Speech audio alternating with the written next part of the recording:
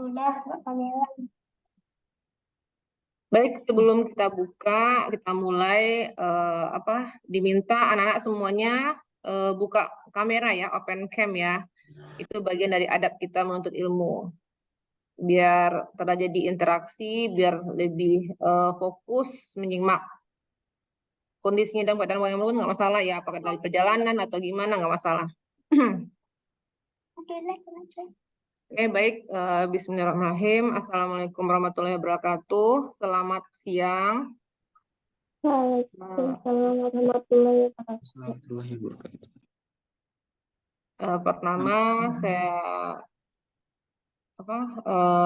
ucapkan terima kasih kepada anak semua yang sudah hadir pada siang hari ini.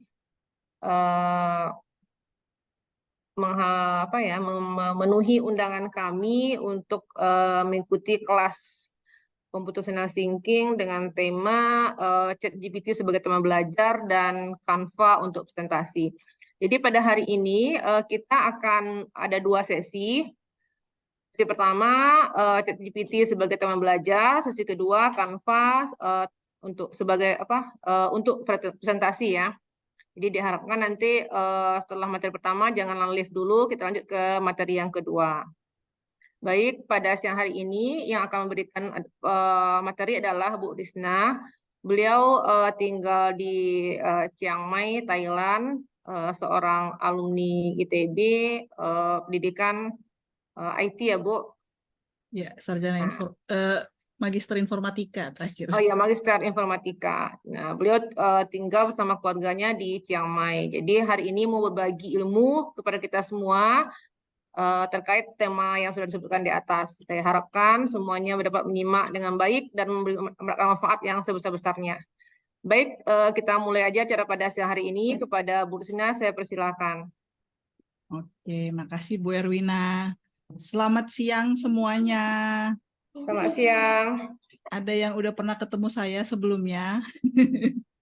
Atau belum ketemu sebelumnya? Ya, hari ini kita belajar 2 hal ya. Pertama, berkenalan sama AI-nya sendiri yang ada ChatGPT ya. Chatbotnya itu ada ChatGPT. Dan yang berikutnya kita bagaimana sih menggunakan ChatGPT atau menggunakan AI itu untuk teman belajar. Di sini saya sebutkan sebagai teman belajar dalam arti gimana kita menggunakan AI supaya kita belajar dari situ gitu. Karena nanti kita lihat apakah AI itu sebenarnya bisa jadi teman belajar atau jadi guru atau malahan kita masih harus mengoreksi AI-nya.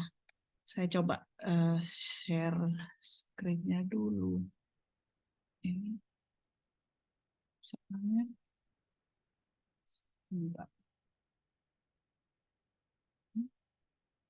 saya selalu bingung share screen. Bentar ya. Share screen.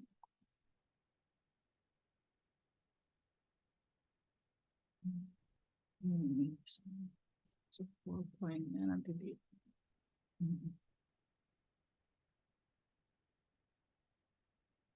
di full screen kan ya.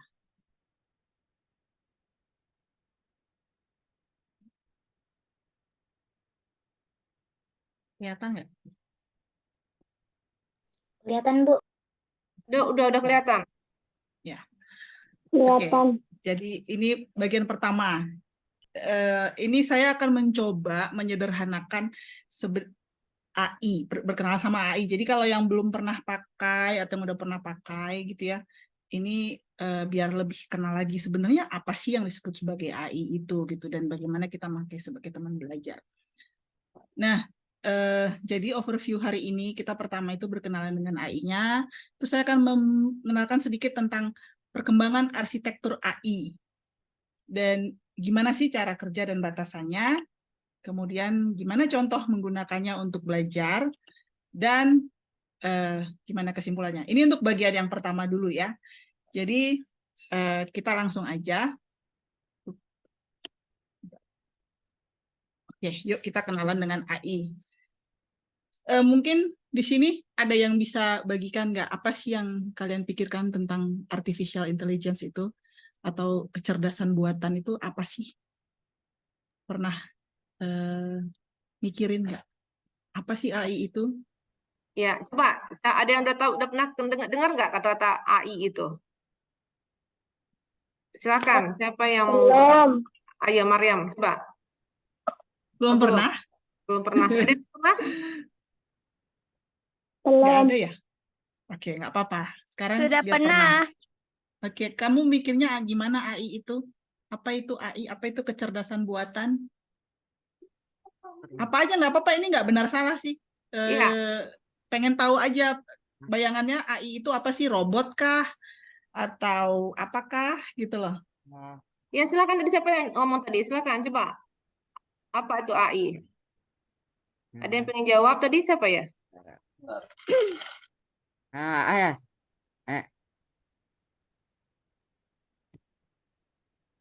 Ayas ya? Coba Ayas, apa Ayas? AI itu ini kecerdasan buatan, artificial intelligence. Oh ya, betul. Iya, Oke. itu bahasa lainnya. Tapi jadi gini, artificial intelligence itu adalah bagaimana cara mensimulasikan kecerdasan manusia di mesin gitu. Jadi ini simulasi ya. Ini bagaimana mesin itu jadi kayak pinter, kayak manusia gitu, tapi dia mesin gitu. Nah, ada banyak cara sebenarnya membuat mesin itu seolah-olah pintar. Ada yang pakai database, maksudnya dia pakai kumpulan data yang banyak. Ada yang pakai statement if. Jadi kalau misalnya gini, kalau dia warnanya merah masuk ke sebelah kanan. Kalau mesin robot itu kan ada yang memilah-milah barang gitu misalnya ya. Jadi dia pakai if. Kalau merah ke kanan, kalau hijau ke kiri misalnya gitu. Jadi itu sendiri bisa kayak udah cikal bakal dari artificial intelligence. Kemudian bisa juga menggunakan pendekatan matematika. Ini ada banyak ya sebenarnya bagaimana membuat mesin itu menjadi sepertinya cerdas seperti manusia gitu. Itulah inti dari kecerdasan buatan. Kita mau membuat mesin itu pintar, terlihat pintar gitu. Jadi ini sebenarnya agak bahaya ya, kalau mesin pintar kita harus lebih pintar lagi ya. Jangan mesinnya pintar, kitanya di bodoh-bodohin mesin nanti ya. Gitu. Kita harus lebih pintar lagi. Oke, ini contohnya. Mungkin tanpa disadari, sebenarnya kita udah pernah pakai. Ada nggak yang mau menjawab? Ada yang pernah pakai tools untuk yang menggunakan AI nggak? Belum? Oke, nggak apa-apa. Ini contohnya. Karakter AI, Karakter ChatGPT. AI. Ya, ChatGPT itu yang paling populer ya. Sebelakangan ini itu sangat populer ya ChatGPT ya. Tapi sebenarnya ya, sekarang ini buat mesin penterjemah bahasa atau kayak dulu mungkin Google Translate awalnya cuman look up, cuman mencari kata ini artinya apa, kata ini artinya apa gitu, tapi kata per kata. Belakangan penerjemah bahasa itu udah bisa tuh, penerjemahannya tuh lebih enak, jadi nggak kaku lagi gitu, karena udah ditambahkan dengan kecerdasan buatan. Ya, pasti pada pernah pakai Google Translate atau translasi dengan ChatGPT gitu nggak sih? Ya, ini contoh yang lain juga, asisten virtual. Kalau pakai iPhone mungkin orang tuanya tahu ada Siri, kalau pakai Android ada Google Assistant. Terus kita bisa ngomong gini misalnya ke apa? Kayak apa instruksinya ya?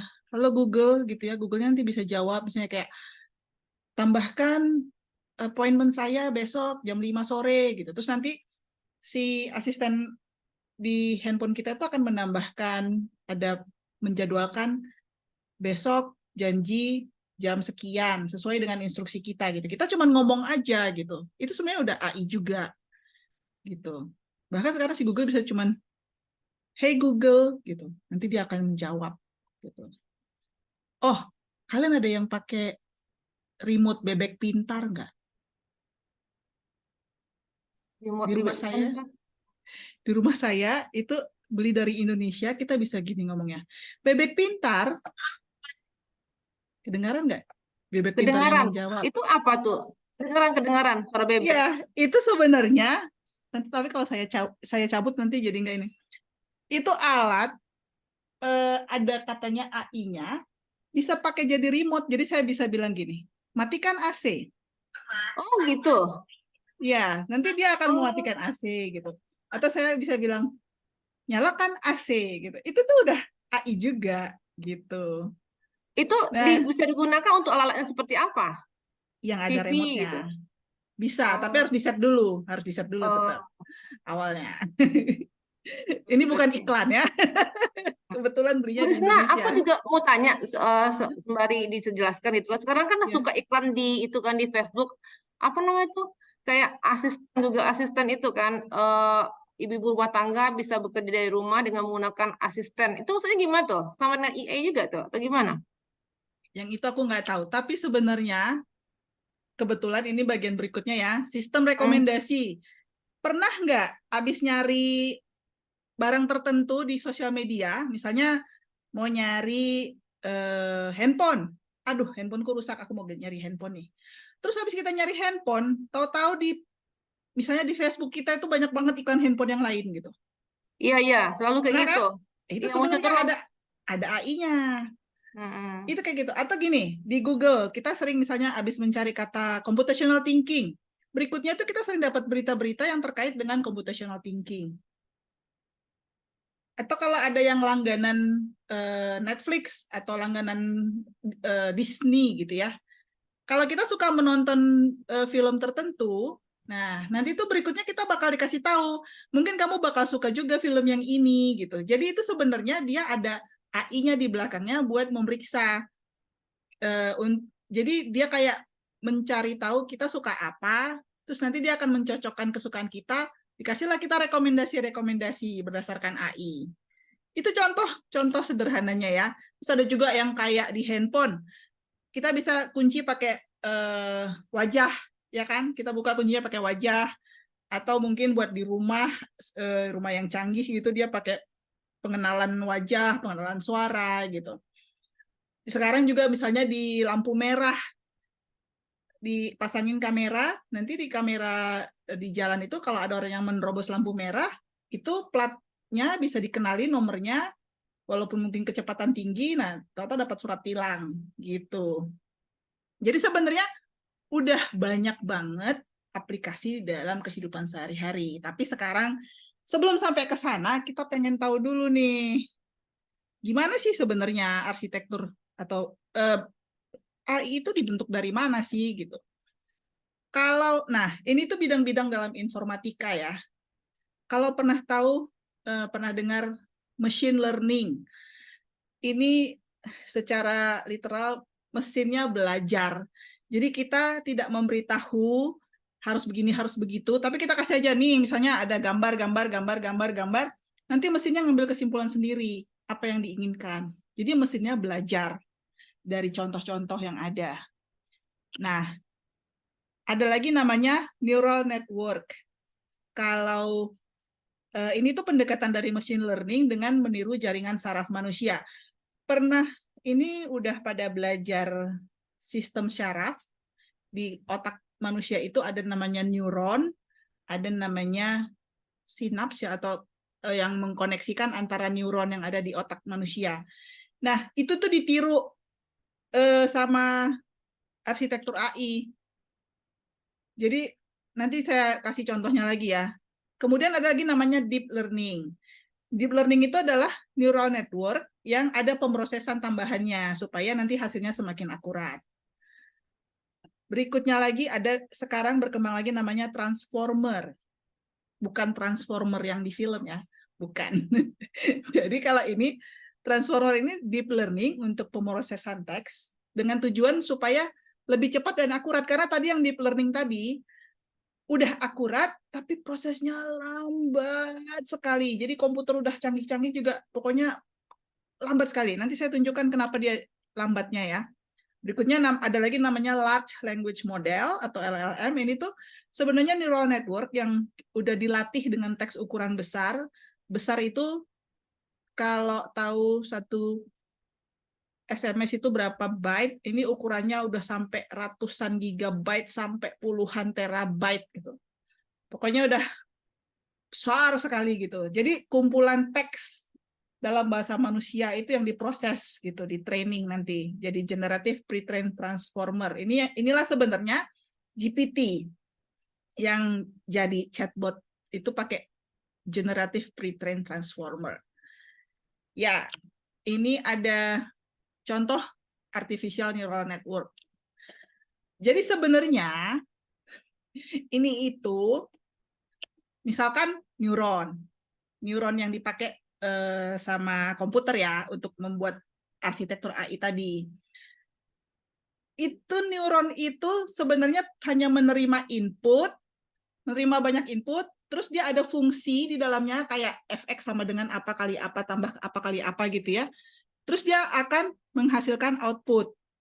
Gitu aja sebenarnya neuron itu. Ya sama kayak kita manusia kan. Kita dapat input, ada yang nyubit. Kita bakal bilang, "Au, sakit." Itu output kita gitu. Ya, kan ada proses ya di dalamnya ya. Itulah fungsi di dalam neuron itulah yang di sini prosesnya. Prosesnya itu sendiri sebenarnya cuma perkalian antara ada kita kasih namanya bobotnya sama kita kasih biasnya gitu. Ini nih perhitungannya ada lah di ilmu informatika ya. Saya nggak akan jelaskan terlalu detail, nanti kita bisa 1 semester belajarnya ya. Nggak cukup 1 jam.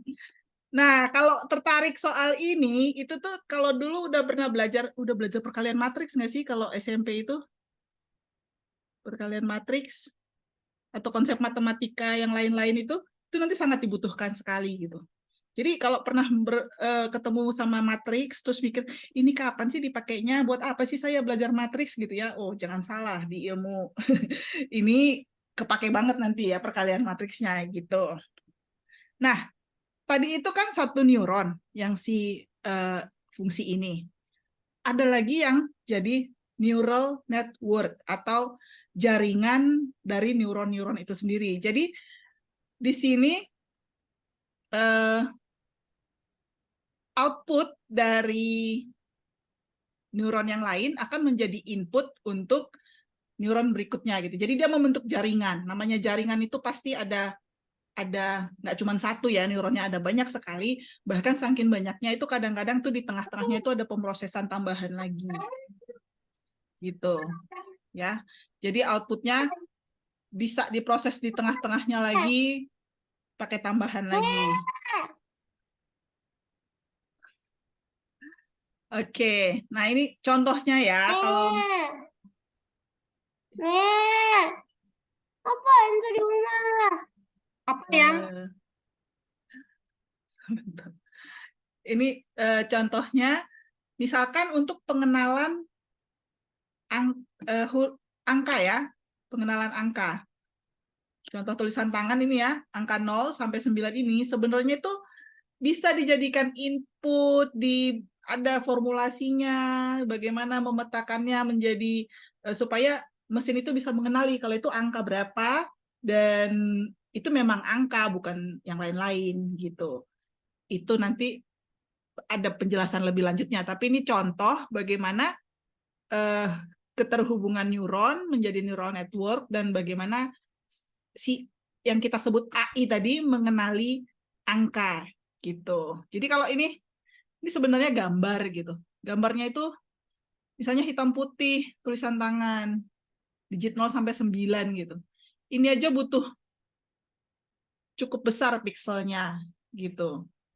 Kebayang kalau lebih besar lagi gambarnya, lebih bagus lagi gambarnya, itu akan butuh lebih besar lagi nanti networknya untuk memprosesnya. Dan semakin besar network, itu pemrosesannya tuh ya semakin lambat gitu. Tujuan dari para peneliti AI itu sebenarnya mereka pengen namanya Artificial General Intelligence atau AGI. Itu maksudnya tuh kecerdasan buatan yang bisa melakukan apapun yang bisa dilakukan manusia. Coba, manusia bisa ngapain? Semua yang bisa dilakukan manusia itu pengen dibikin oleh mesin gitu ya. Makanya kan kalau film-film robot itu kan sering digambarkan robotnya bahkan sampai udah wajahnya wajah manusia. Terus udah gitu robotnya itu bisa diajak ngobrol, bisa disuruh masak misalnya, bisa disuruh semualah yang kita butuhkan gitu ya. Harapannya tuh kayak gitu. Jadi kayak bikin manusia tapi bukan manusia gitu loh. Beda ya. Bikin bebeknya nyaut lagi deh. Oke. Nah, tapi sekarang ini ada dua pendapat tentang GPT. GPT tadi yang kita bilang lah chat GPT menuju ke tujuan akhir dari penelitian AI ini. Ada yang bilang, oh kita itu udah hampir banget nih sampai ke general intelligence. Ada juga yang bilang, oh ini kayaknya nggak bisa, bakal mentok ini gitu. Tapi itu biar sama penelitian aja yang memikirkan. Kita sekarang mau lihat contohnya aja ya. Saat ini dia bisa apa sih? Gitu. Ini siapa yang udah pernah menggunakan ChatGPT yang dari OpenAI? Ada yang udah pernah nggak mencoba? Dari yang ikut di sini, apakah sudah ada yang mencoba? Belum ada? Sepertinya Wah, belum. Saya pernah, Bu. Udah. Siapa tuh yang iya, pernah? udah ya. Nyoba Abdullah nyari apa? Abdullah. Siapa? ngerjain tugas. Ujian tugas ya. Disuruh apa bikin tuh? analisis produk. Umay, sudah. Oke, Nah. bikin apa waktu Umay itu? apa? Bikin analisis produk dari sinopsis film The Billionaire. Oke. Itu Wah. Abdullah ya. Kalau Umay apa? Bikin apa? Kalau Umay pakai chat AI-nya tuh kayak jadi temen ngobrol. Oke, kayak Siri ya. Iya, Buat mengusir kebosanan ya kayaknya ya. iya, Teman ngobrol. Ya, kadang-kadang bisa teman ngobrol, tapi juga sambil nanya-nanya kan, bisa Iya. biar kayak misalnya lupa, jumlah planet berapa sih, gitu. Siapa tahu? sekalian itu belajar bahasa Inggris. Ya itu juga, ya, gitu. Jadi, tapi gini, sekarang pertanyaan berikutnya, apa hubungannya berpikir komputasional dengan si kecerdasan buatan ini? Gitu. Ada yang tahu nggak? Ini tuh pertanyaan yang tidak akan saya jawab sekarang. Masih nanti. Nah, sekarang bagaimana cara kerjanya dan apa batasannya kita lihat. Sekarang begini. Ini ada berita ChatGPT di bulan Juli 2023. Kalau ikut yang kelas computational thinking sebelumnya dengan saya, mungkin pernah ingat tentang berita-berita AI yang begini. Ada Stack Overflow, ChatGPT-nya bisa kasih jawaban tuh salah melulu gitu. Terus kita harus bisa dong mengasih tahu kapan si ChatGPT itu salah gitu ya. Jadi itu bulan Juli 2023. Salahnya yang kayak gimana sih sebenarnya gitu. Ini ya, contohnya ya. Ini pakai bahasa Inggris tapi ya. Dibilang, Bob punya 2 anak, John dan Jay. Jay punya 1 saudara laki-laki dan punya bapak. Si bapak itu punya 2 anak.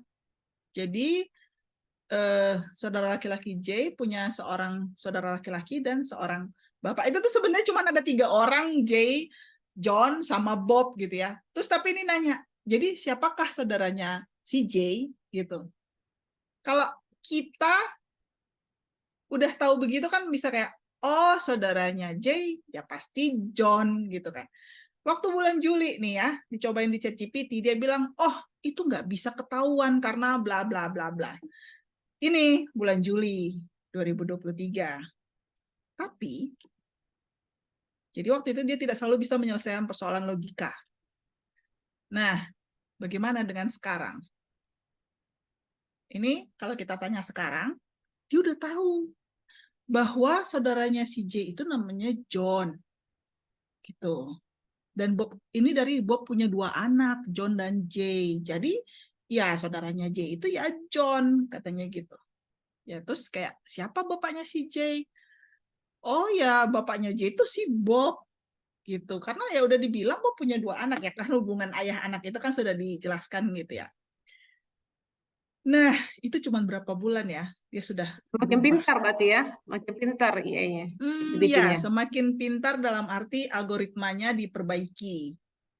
Jadi karena tahu itu salah, diperbaiki. Ya sudah bisa menyelesaikan beberapa persoalan logika.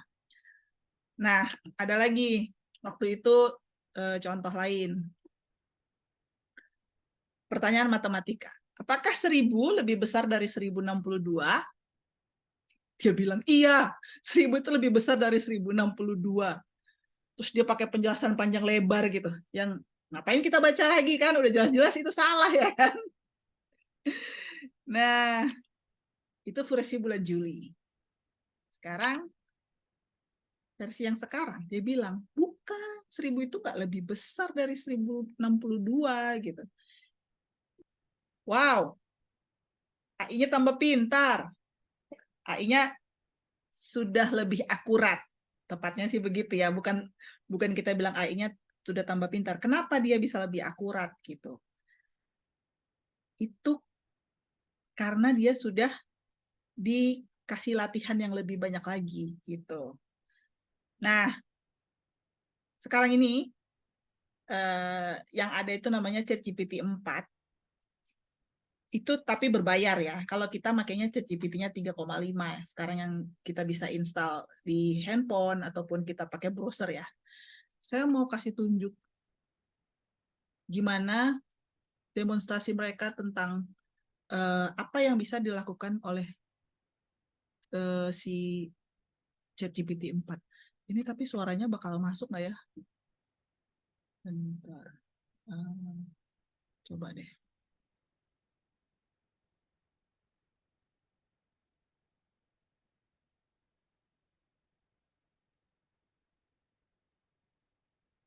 Jadi ChatGPT 4 itu kita bisa foto sesuatu persoalan, terus kita tanya, aku mau mendekin kursi sepedaku, gimana caranya? Terus dia bilang, oh, untuk memendekkannya pertama kamu harus cari ini, lalu kalau ada yang cepat langsung begini. Dia kasih caranya itu dikasih foto inputnya, nih dikasih input foto, ya kan? Tuh. Dia kasih sarannya begini.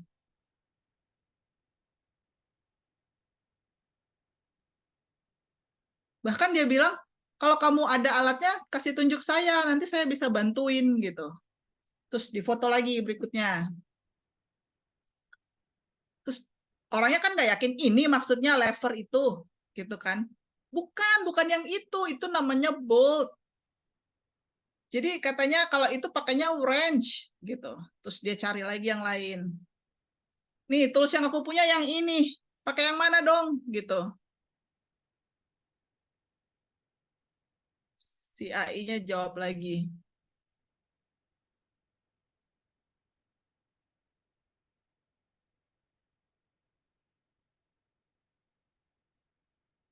Itu udah bener, tapi caranya begini, gitu dia jelasin.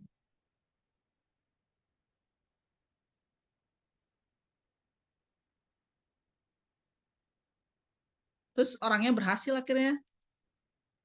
Dia, kalau tadi kecepatan misalnya ya,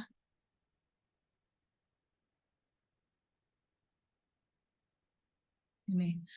Iya, kamu sudah punya tools yang benar, gitu. Jadi katanya dia jelasin di kirinya ini ada labelnya ini, pakai yang itu aja, yang 4 mm.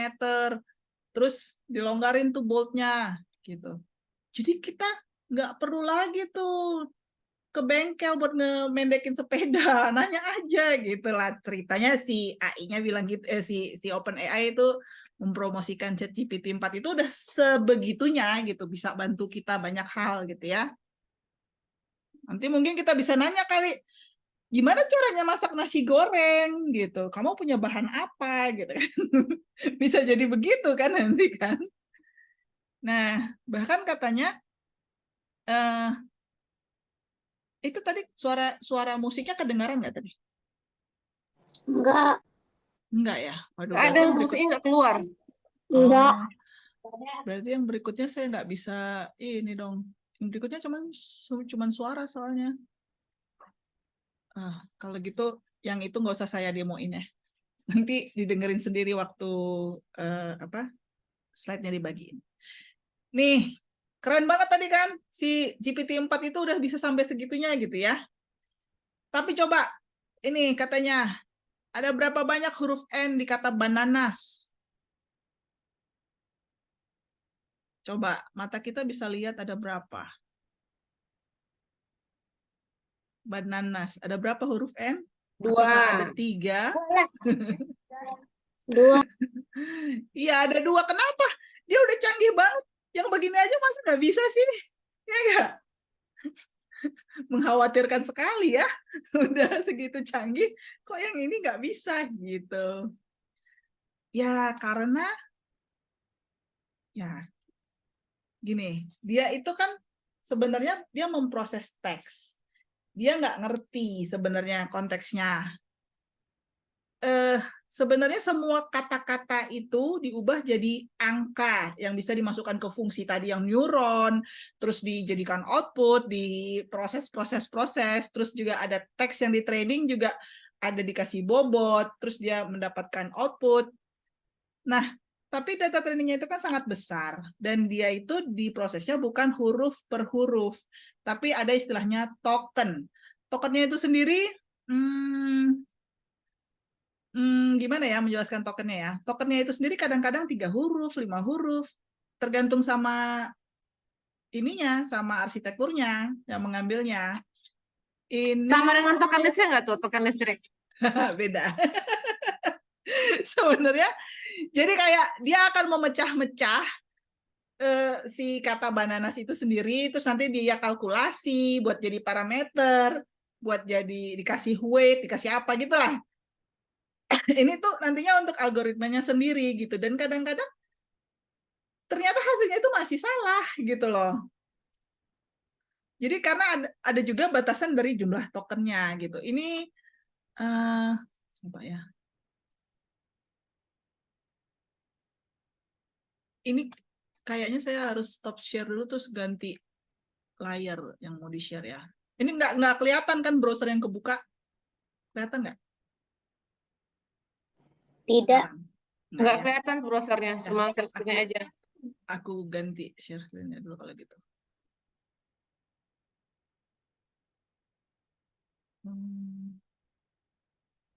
Share.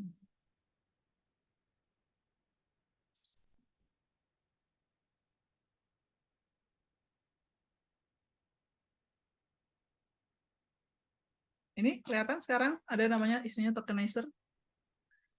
Ini tuh dia akan menghitung ada berapa token. Misalnya di sini tadi kata bananas. Nah, dia akan menghitung ini sebagai 2 token.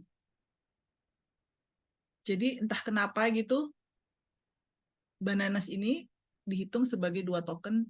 Terus kemudian dari token ini dia akan memproses lagi yang kemudian menghasilkan kalau jumlah huruf N-nya itu ada 3 gitu.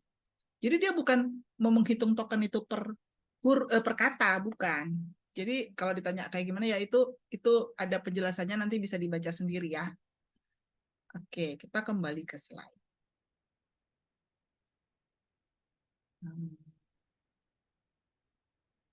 Gimana caranya biar aku bisa nge-share ganti-ganti ya?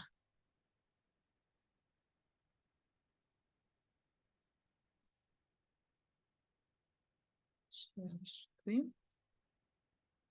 Oh, ini aja deh kayaknya. Biar nanti kelihatan semuanya. Kalau ini kelihatan ada browser kan di sini kan ya? Tapi ini kita simpan dulu. Ini ada kelihatan nih browsernya. Nggak kelihatan. Ini yang saya gerakin kelihatan nggak? Kelihatan.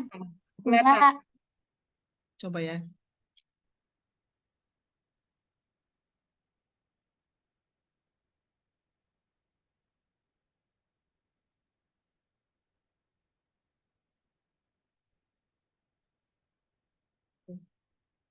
Gitu.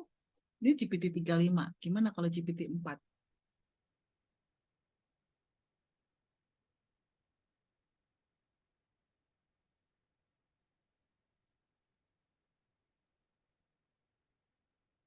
Oh, GPT 4 ini sepertinya sudah diperbaiki ya.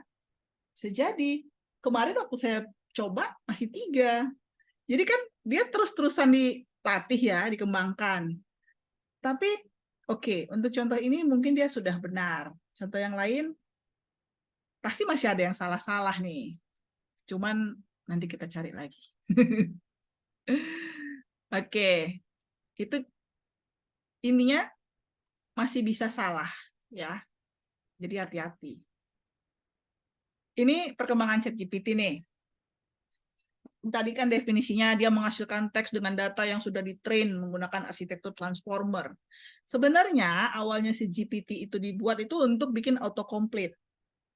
Dari autocomplete, kalau kita lagi ngetik gitu di handphone suka dia kasih kayak tahu kita mau ngetik apa gitu kan autocomplete-nya. Terus dari autocomplete satu kata dia jadi autocomplete satu kalimat. Dia bisa mendebak kalau kita nulisnya saya mau apa, mau makan, mau tidur, mau ngerjain PR, mau apa, itu dia kayak bisa nebak gitu loh. Dia mungkin dari berdasarkan apa yang sering kita ketik gitu. Tapi pertama kalinya tuh intinya tuh si GPT itu pengen bikin autocomplete aja. Jadi dia bikin artikel-artikel pakai autocomplete gitu. Nah, ini tadi kalau saya kan udah nyebutin soal bobot dan bias dan neural network gitu, itu ada istilahnya parameternya gitu ya.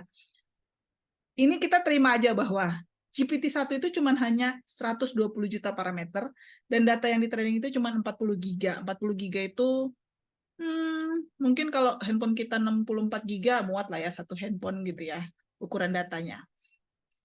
Berikutnya tapi dia udah nambah jadi 1,2 miliar. Berapa kali lipat itu nambahnya? Dan dia juga bisa melengkapi kalimat yang lebih panjang. Gitu. Nah, GPT-1 sama 2 ini arsitekturnya dibuka. Jadi kalau ada yang mau iseng-iseng nyoba, sebenarnya punya komputer yang bagus, bisa download. Ini di slide-nya nanti saya kasih link-nya. Bisa nyoba-nyoba sendiri nanti di rumah. Kalau punya komputer yang bagus ya, karena tetap butuh komputer yang cepat untuk memproses data bergiga-giga ya. Sedangkan kalau GPT-3 itu katanya ada 175 miliar parameter. Dari 1,2 miliar, sekarang 175 miliar gitu. Itu nyebutnya aja kayaknya, wow, banyak sekali parameternya. Datanya berapa giga, nggak disebutkan. Kalau yang GPT-4 yang sekarang, itu dia nggak dikasih tahu, si OpenAI-nya masih menutup informasinya. Tapi ya kalau udah semakin canggih gitu kemungkinannya kan semakin besar ya, nggak mungkin dong semakin sedikit gitu. Nah berikutnya setelah dia jadi autocomplete, dia pikir kita bikin chat model aja yuk gitu. Jadi dia bukan sekedar autocomplete lagi, tapi dia bisa dilatih supaya teksnya itu ada format tertentunya. Tujuannya sebenarnya ya chat model ini yaitu biar bisa kayak tadi siapa yang iseng-iseng tadi, Asya ya atau siapa tadi? Umi ya, yang iseng-iseng ngobrol gitu ya. Si penyedianya itu menyediakan platformnya, kita cobain, dia jadi dapat input juga gitu. Dia jadi dapat bantuan mengetahui orang tuh suka nanya apa sih gitu. Kalau orang suka nanya ini arahnya kemana sih gitu. Nah, sekarang ini menurut kalian si ChatGPT 4 ini sudah mencapai yang general intelligence itu enggak? Yang melakukan semua yang dilakukan manusia enggak? Kira-kira. Mungkin yang bisa jawab itu ini ya, yang sudah sering menggunakan ya, yang sudah familiar dengan AI. Sama ini. Apakah AI itu berpikir? Ada yang berani jawab? Apakah AI itu berpikir? Ayo, siapa yang bisa jawab? Dari pesan tadi, AI itu berpikir apa enggak? Sebenarnya AI itu mikir nggak? Kalau kita kan berpikir ya, jelas ya.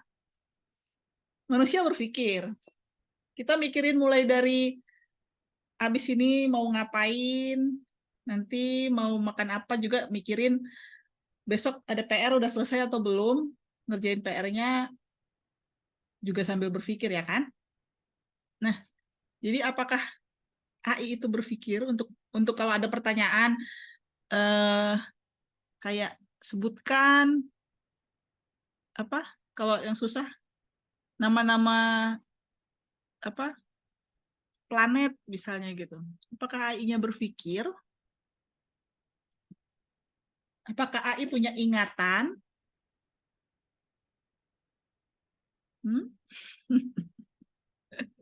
Ayo, coba dijawab. Siapa yang berani Saya. menjawab? Nah, Saya. siapa? Ya, gimana? AI punya AI. memori nggak? Enggak. Enggak. Tapi bisa diajak ngobrol kan? Sebenarnya kita bisa misalnya nanya gimana cara masak nasi goreng, terus dia kasih tahu. Terus kita nggak usah ngasih tahu lagi tentang masak nasi goreng, tapi kita nanya cabenya seberapa banyak, pakai cabai nggak? Atau kayak tadi yang orang benerin sepeda tuh. Kan dia nggak ngulangin lagi pertanyaannya secara utuh. Dia udah tahu konteksnya adalah lagi ngebenerin, lagi mau menurunkan tingginya sepeda gitu. Kok dia bisa inget itu obrolan itu gitu yang sebelumnya ditanyakan? Nah, itu sebenarnya ya itu bukan misteri, itu rahasia di balik arsitekturnya. Jadi sebenarnya yang namanya ingatannya si AI itu ibaratnya neuron dalam neural network tadi ya. Itu kan ada katanya bobotnya, biasnya gitu ya. Itu tuh bisa diupdate angkanya. Jadi diproses itu sambil melakukan pengupdatean sendiri gitu. Nah, untuk jumlah percakapan tertentu, kita bisa cerita panjang lebar gitu ya. Dia akan mengingat gitu, mengingat dalam arti mengubah bobotnya. Ya itu udah algoritma ya di dalamnya ya. Itu gimana caranya dia menyimpan ingatan dan sebagainya itu sebenarnya dilakukan sama pengembang, sama yang program AI-nya ini sendiri gitu, biar si AI ini seolah-olah punya ingatan. Tapi sebenarnya ya AI-nya nggak punya ingatan. Kalau dibilang ingatannya kayak kita ya, enggak gitu. Tapi ya itu karena dia udah di training, trainingnya itu sendiri adalah melatih AI dengan memberikan sejumlah fakta-fakta, memberikan sejumlah, dia tuh kayak baca berita, berbagai berita, itu cuman sebenarnya sederhananya tuh autocomplete gitu loh tadinya. Kayak kalau kita awalnya cuman mau ngetik apa gitu, dia bisa menebak arahnya kemana berdasarkan statistik, berdasarkan algoritmanya gitu. Itu tuh dibaliknya itu nggak sesederhana itu, yang kita taunya aja kayaknya sederhana. Nah, gimana sekarang? Kok si ChatGPT udah bisa menyelesaikan persoalan matematika tuh tadi tuh, udah ngerti tuh kalau 1000 itu ternyata nggak lebih besar dari 1026 gitu. Ya kalau ini dia bisa menjawab cukup akurat itu karena dia udah dilatih gitu bahwa enggak loh, yang kayak begini tuh enggak. Jadi contoh-contohnya itu udah diberikan. Jadi pada dasarnya dia nggak punya mekanisme komputasi. Kalaupun ada, misalnya kadang bisa ditanya 3 tambah 5 gitu ya. Dia itu sebenarnya mengubah pertanyaan yang kita berikan, diformulasikan, dikirim ke pemrograman yang ada di baliknya gitu loh. Dikomputasikan, baru dibalikin ke kita gitu. Jadi ada kayak if statement-nya yang bilang, kalau persoalannya begini, pergi ke sana, kalau begini, pergi ke sini gitu. Itu kayak ke kitanya, ya itu semuanya ChatGPT gitu. Padahal di belakangnya, ya itu dekomposisi, kalau ingat, di belakangnya tuh ada dekomposisi berbagai hal, supaya si AI itu semakin terlihat pintar gitu. Jadi satu lagi yang bikin dia jadi kayak terlihat semakin akurat, kalau dulu datanya itu kan udah segitu aja. Bahkan pertama kali itu dia bilang dia cuma punya data sampai tahun 2020 kayaknya. Sekarang dia bisa sambil mencari di internet. Jadi kalau misalnya ada film baru, tadi film apa misalnya yang mau bikin analisis produk gitu. Kalau ada orang lain yang udah menuliskan di internet, nah itu tuh penjelasan-penjelasan orang itu bisa dia rangkum jadi satu gitu. Kira-kira begitulah kenapa dia jadi terlihat pintar ya, padahal itu semua adalah sekumpulan kode.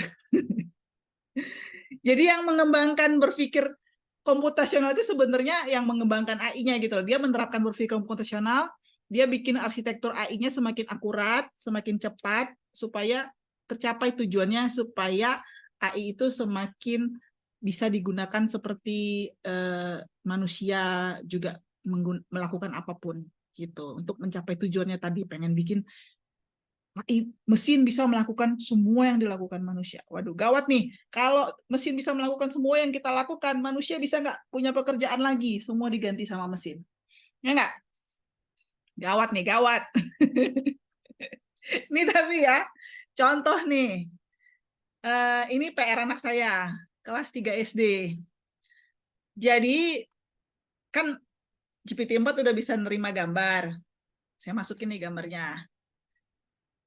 Mau diperiksa, ya kan, bener nggak nih kerjaan anak saya gitu. Sekilas kerjaannya, oh ternyata ada yang salah nih anak saya gitu. Yang ini nih, load means what one has to carry. Tapi si GPT-nya bilang lead means what one has to carry. Tunggu dulu, yang mana yang benar ya? Anak saya atau GPT-4 nih yang benar nih? Menurut kalian siapa yang benar?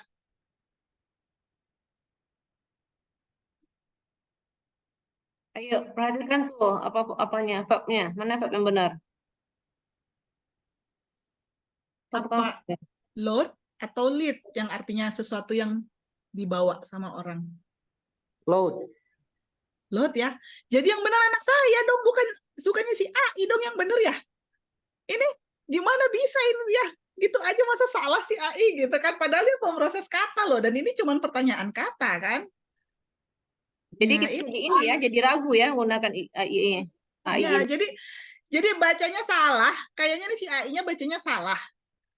Jadilah dia ngejawabnya pun salah gitu. Dia baca teks dari image-nya tuh salah gitu. Jadi jawabnya harusnya load malah jadi lead. Nah, dari sinilah kita yang harus lebih boleh pakai AI buat belajar, boleh, tapi kita tetap harus berpikir lagi gitu, ini benar nggak sih gitu. Tetap nggak bisa enggak gitu, karena ini ceritanya programmer kan sekarang bisa tuh pakai AI juga. Kita tinggal bilang bikin program untuk ini gitu kan. Jadi kalau digambarkannya gini, sebelum ada AI, program itu butuh 2 jam misalnya. Terus nyari salahnya apa sih, butuh 6 jam. Total berapa jam? 8 jam, ya kan? Nah, Ya, si ChatGPT kan gampang banget tuh. Kita tinggal bilang tek tek tek tek, dia keluar 5 menit selesai gitu kan. Habis itu nyari salahnya bisa lebih dari 24 jam gitu loh. Jadi kadang-kadang itu kita bisa lebih lama meriksa kerjaan AI daripada kita ngerjain sendiri dari awal. Atau kalaupun mau pakai AI, kita tuh harus punya buku referensinya juga, atau kita punya guru untuk ditanya kebenarannya misalnya gitu ya. Jangan AI pasti bener lah, udah pasti nggak mungkin nggak bener gitu. Jangan kayak gitu ya. Jadi tetap harus mempertanyakan lagi, ini bener nggak sih? Ini kayaknya ada yang salah nih. Jadi karena AI ini bukan search engine kan, bukan juga ensiklopedia, bukan juga Wikipedia. Bahkan Wikipedia pun bisa salah kalau orang yang memasukkan informasinya salah gitu. Jadi yang paling benar tuh cari di referensinya itu di buku yang kita pakai di sekolah misalnya, atau tanya sama guru, tanya sama yang udah duluan belajar gitu ya. Jadi jangan mentah-mentah terima kata AI begini pasti benar, jangan ya.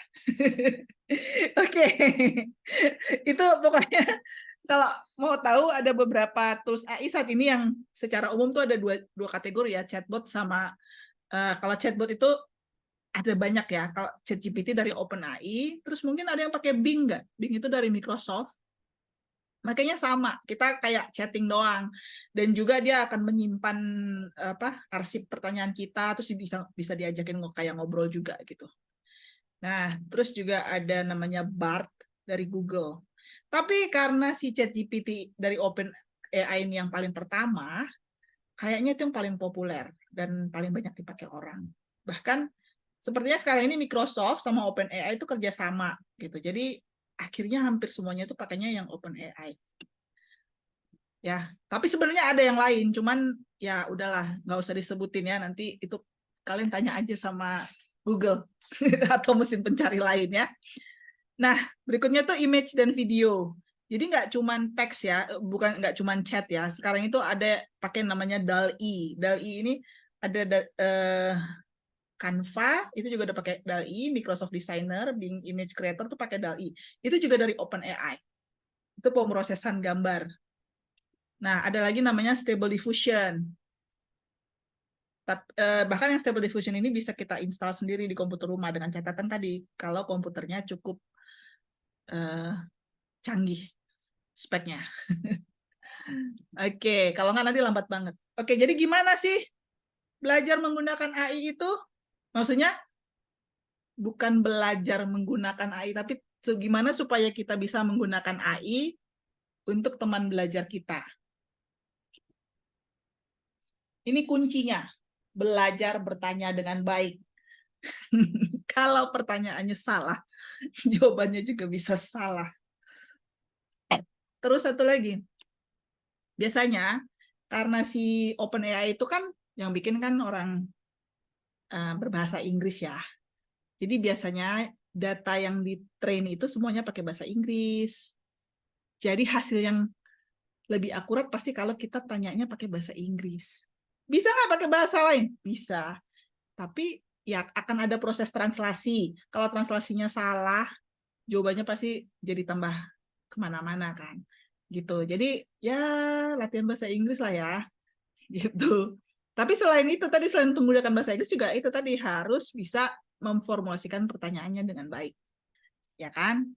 Terus kita harus tahu nih batasan dari tools yang kita gunakan. Jangan ini bisa lah, pasti bisa, pasti bener gitu. Harus kenal tuh tools yang kita pakai apa, batasannya apa, itu harus tahu ya. Tadi kan udah saya sebutkan batasan-batasan untuk ChatGPT juga, walaupun kayaknya keren banget, ternyata wow gitu. Ternyata wow bisa salah juga ya gitu.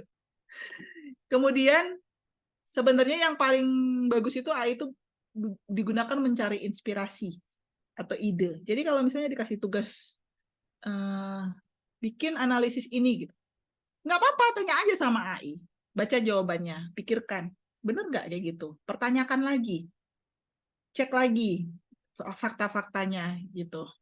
Jadi boleh dipakai buat inspirasi, bukan untuk di copy paste begitu aja ya. Jadi ya kan gunakan referensi mencari fakta dan tetaplah berpikir secara komputasional. Jadi kita harus melihat abstraksinya apa, kita dekomposisi persoalannya, kita kenali polanya, kalau ada algoritma yang dibutuhkan kita pakai gitu. Iya, ini penutup. Wah, ini pas sejam nih. Kita punya banyak tools AI yang bisa digunakan sendiri di rumah ya, untuk dijadikan teman belajar. Jadi coba-coba aja. Nggak apa-apa, coba aja supaya tahu. Jangan sampai nggak tahu, justru harus tahu. Ya kan? Ya itu kalau punya komputer canggih atau komputer yang speknya oke, bisa juga coba aja diunduh, dimainin, dioprek gitu loh. Terus ya siapa tahu bisa mengembangkan sendiri nantinya kan. Karena gini, penelitian AI itu masih terus berjalan dan perubahannya sangat cepat. Bahkan saat ini sama besok itu bisa beda hasilnya, ya kan? Jadi ya kita juga harus belajar menggunakannya, kita harus adaptasi juga menggunakannya. Dan ini tantangannya adalah apakah kita ingin jadi pengembang AI atau merasa cukup jadi pemakai saja.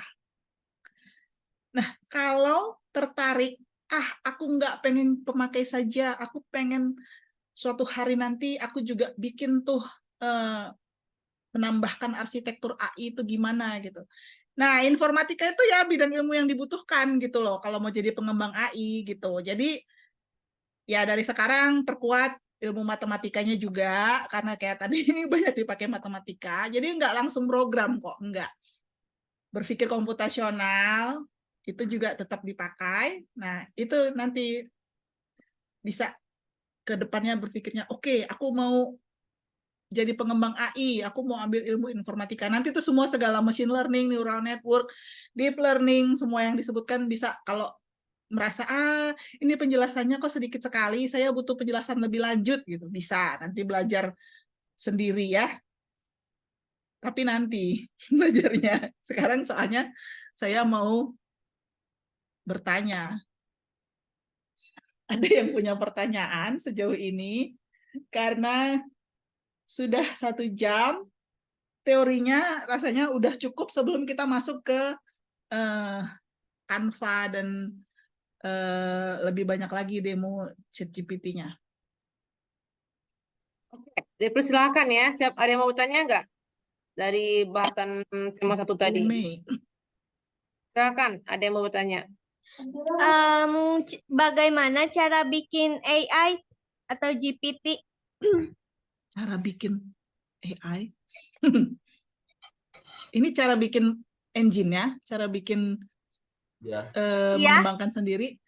Itu sekarang ini kalau tertarik, tadi saya bilang ada yang udah dibuka sama mereka, source code-nya bisa di-download. Itu bisa dicoba sendiri, dijalankan di komputer di rumah. Terus nanti kita bisa memasukkan data yang baru untuk kita latih gitu loh. Tapi untuk bisa sampai ke sana tentunya harus mengerti gimana cara kerjanya si GPT itu sesungguhnya gitu loh. Gitu. Baiklah, Jadi itu terima arahnya nanti pengen jadi pengembang AI kan ya? Bukan Mhm. cuma pakai AI ya. Keren. Ya, Keren. Ada makasih. lagi? Sama-sama. Ada lagi yang ingin bertanya-tanya tentang AI ini? Ini Ayas. Ayas angkat tangan. Manggilnya Tante. Ya boleh, Boleh. Tante Risna. Tante boleh. Nah, kalau AI ada gak ya yang dari Indonesia?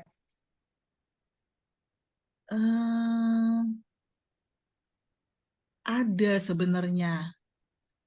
Aduh, tapi kenapa saya lupa namanya? Jadi ya, di Indonesia sendiri itu ada beberapa yang mengembangkan untuk misalnya mengenali nomor di lampu merah, bukan di lampu merah, di kamera lalu lintas.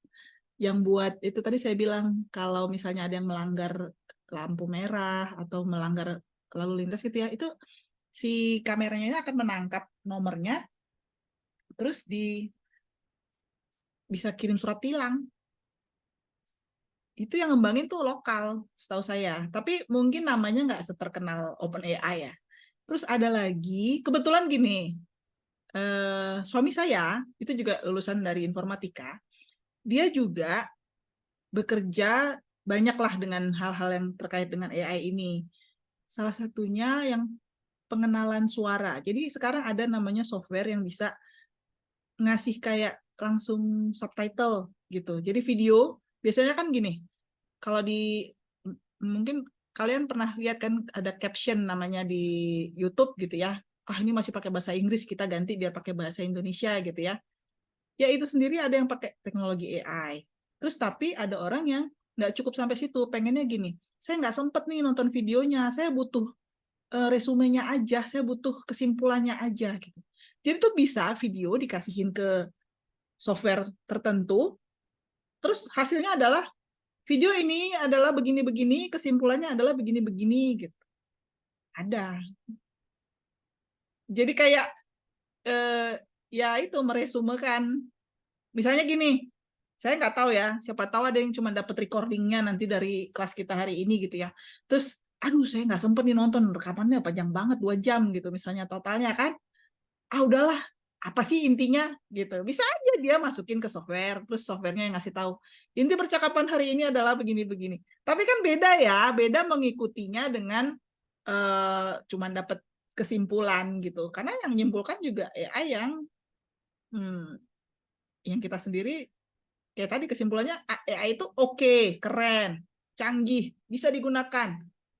Saya menyarankan belajarlah menggunakannya dengan baik dan benar gitu. Tapi ya kan kita nggak bisa juga bilang wah AI pasti benar gitu, nggak bisa gitu.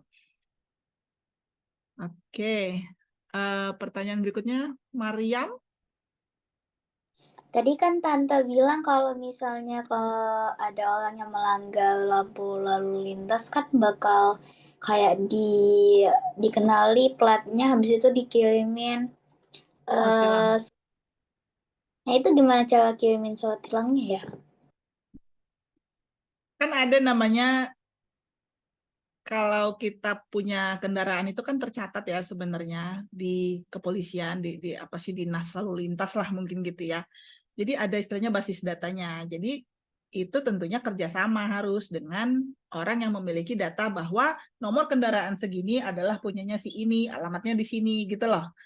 Jadi si AI-nya sendiri cuma ngecek bahwa oh mobil ini melanggar platnya nomor sekian. Ya kemudian kita harus kayak mencari di basis data bahwa nomor sekian adalah punyanya si ini, alamatnya di sini. Ya udah dikeluarkanlah surat tilangnya, dikirimlah ke alamatnya gitu.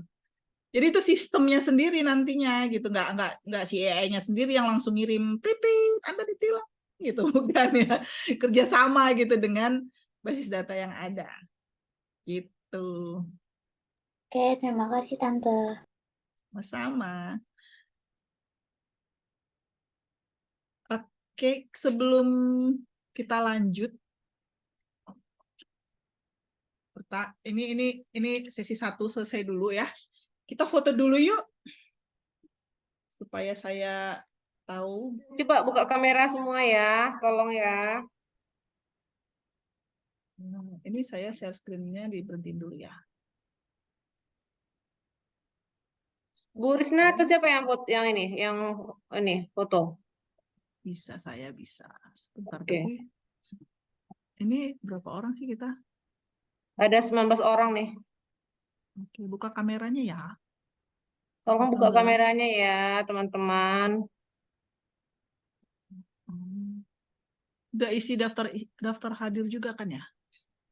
Tadi udah di-share di itu sih room sama di grup juga.